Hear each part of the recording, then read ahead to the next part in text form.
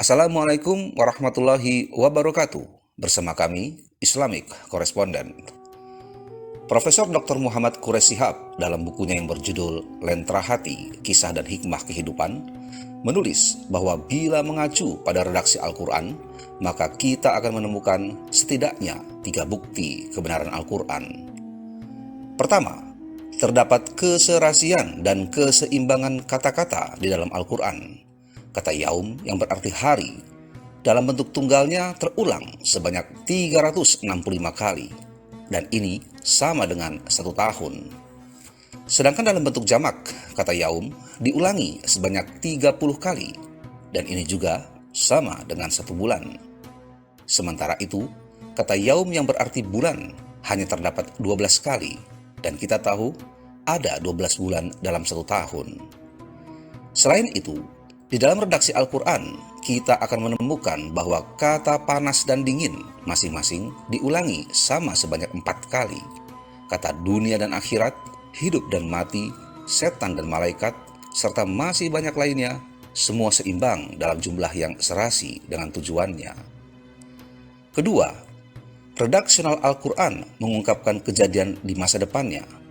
Awal surah Ar-Rum misalnya memperlihatkan kegaiban tersebut. ألف لام ميم غلبت الروم في أدنى الأرض وهم من بعد غلبهم سيغلبون في بضع سنين لله الأمر من قبل ومن بعد ويومئذ يفرح المؤمنون بنصر الله ينصر من يشاء وهو العزيز الرحيم وعد الله لا يخلف الله وعده ولكن أكثر الناس لا يعلمون.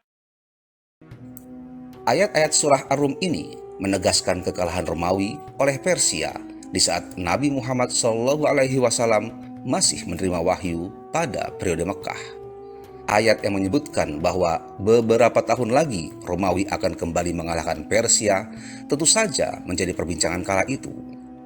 Karena posisi Romawi dalam perang justru tengah terdesak oleh Persia. Orang-orang kafir Quraisy Mekah pun turut menjadikan turunnya surat Ar-Rum ini sebagai bahan cemoohan, karena mereka berkeyakinan bahwa kemenangan yang diberitakan Al-Quran tak akan pernah menjadi kenyataan dan bohong belaka.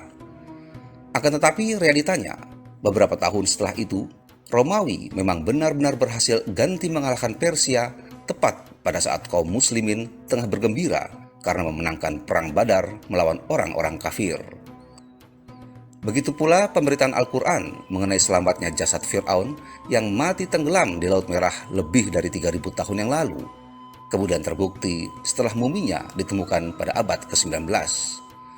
Maha benar Allah yang menyatakan kepada Fir'aun pada saat kematiannya, sebagaimana tertulis dalam surah Yunus ayat 92. Hari ini, kuselamatkan badanmu, supaya kamu menjadi pelajaran bagi generasi sesudahmu. Ketiga, isyarat-isyarat ilmiah Al-Quran sungguh mengagumkan ilmuwan masa kini, apalagi yang menyampaikannya adalah seorang yang tidak pandai membaca dan menulis, serta hidup di lingkungan masyarakat terbelakang. Salah satu bukti dari kebenaran Al-Quran adalah isyarat-isyarat ilmiah yang dikandung oleh ayat-ayatnya. Al-Quran menyatakan dalam surat Yunus, "Wallazi ja'ala asy-syamsa dhiya'an wal qamara nura." Allah yang menjadikan matahari itu dhiya dan bulan itu nur. Apa perbedaan antara dhiya dan nur? Setelah diteliti dari segi pemahaman bahasa, dhiya itu adalah cahaya yang bersumber dari dirinya, sedangkan nur adalah cahaya yang merupakan pantulan. Sejak 15 abad yang lalu, sebelum manusia mengenal dengan lebih dekat tentang matahari bulan, Al-Quran sudah menyatakan bahwa cahaya matahari bersumber dari dirinya dan cahaya bulan adalah pantulan dari matahari. Al-Quran menyatakan bahwa Al-Bahril Masjur, ada lautan yang di bawahnya ada api.